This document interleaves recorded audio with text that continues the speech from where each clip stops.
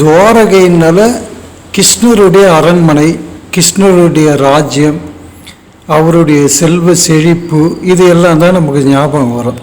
இப்போ துவாரகையில் இருக்கிறது புதுசாக கட்டப்பட்ட ஒரு பில்டிங், அந்த கோயில் சொல்லிட்டு சொல்கிறாங்க.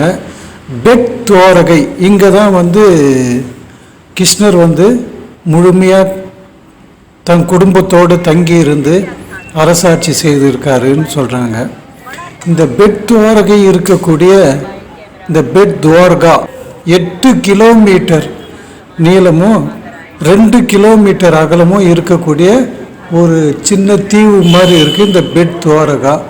இந்த 2 கிலோமீட்டர் அகலம்ன்றது ஏற்கனவே 3 கிலோமீட்டருக்கு கொஞ்சம் மேலே இடம் இருந்ததாகவும், அதில் சுற்றி இருக்கக்கூடிய 1 கிலோமீட்டர் தண்ணிக்குள்ளே மூழ்கிட்டதாகவும் சொல்கிறாங்க.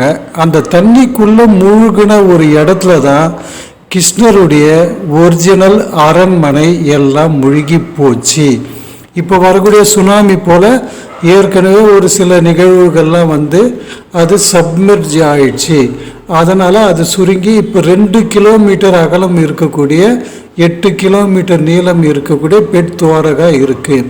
அதனால் 18ஆம் நூற்றாண்டில் இந்த இடத்துல இந்த கிருஷ்ணர் நினைவாக இந்த ஒரு கோயில் கட்டியிருக்காங்க. அந்த கோயில் அரண்மனை மாதிரி பிரம்மாண்டமாக இருக்குது, அதை புதுப்பிச்சும் இருக்காங்க. இங்கே என்ன ஒரு விசேஷன்னாக்கா, குசேலர் இங்கே தான் கிருஷ்ணனை சந்தித்தார். அப்போ ரொம்ப வறுமையிலிருந்து வந்தார்.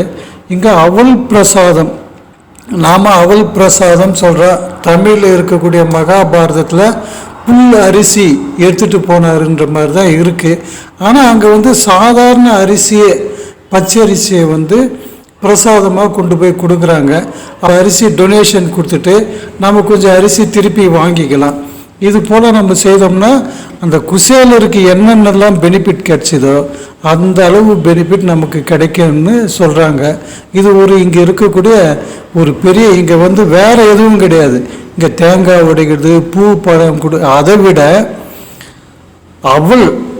அவல் சொல்லக்கூடிய சாவல் சொல்கிறாங்க. அங்கே சாவல் சொல்லக்கூடிய அரிசியை கொண்டு போயிட்டு பிரசாதமாக படைச்சிட்டு அதில் கொஞ்சம் நம்ம திருப்பி வாங்கிட்டு வரணும். இது மட்டும்தான் இங்கே இருக்கக்கூடிய ஒரு பெரிய விசேஷமாக இருக்குது. காசிக்கு போய் கங்கையில் நீராடணும், காசி விஸ்வநாதரை தரிசனம் செய்யணும், அயோத்தியில் ராமர் பாதத்தை வணங்கி அருள் பெறணும். ஒரு நல்ல டிராவல் ஏஜென்சி இருந்தா சொல்லுங்களேன். ஆம், உங்களுக்காகவே Chennai Yatra tours and travels 30க்கும் மேற்பட்ட வட இந்திய ஆன்மீக குரூப் சுற்றுலாக்கள் காசி, கயா, அயோத்தி, அலகாபாத், சார்தாம், அமர்நாத், முக்திநாத், மலேசியா, கைலாஷ், நவ ஜோதிர்லிங்கம், குலுமணாலி மற்றும் 30க்கும் மேற்பட்ட சுற்றுலாக்கள், 14 வருட அனுபவம், மனம் குளிர தரிசனம், சைவ உணவு, பாதுகாப்பான தங்குமிடம், ஏசி ரயில், ஏசி பஸ் பயணம், குறைந்த கட்டணம். உங்கள் இருக்கைக்கு தொடர்பு கொள்ளுங்கள். Chennai Yatra tours and travels.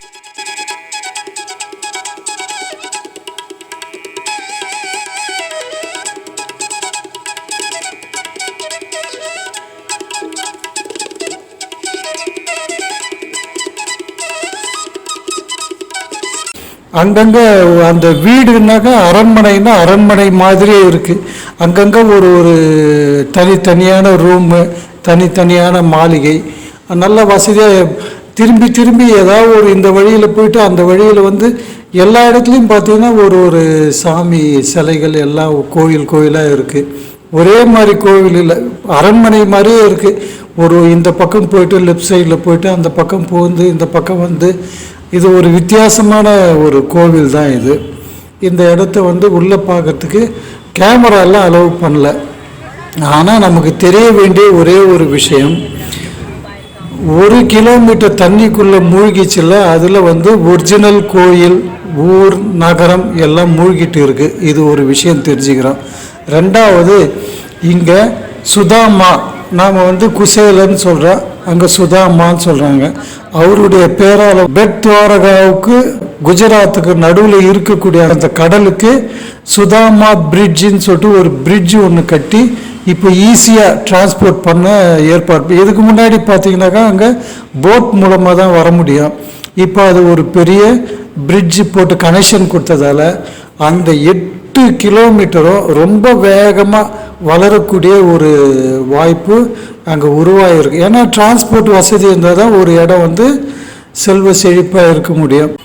அந்த இடம் ஒரு டூரிஸ்ட் ஏரியா தான், மற்றபடி இந்த விளைச்சல் அதிகம் விளைநிலங்கள் அதிகமாக இருக்கிற இடம்லாம் கிடையாது.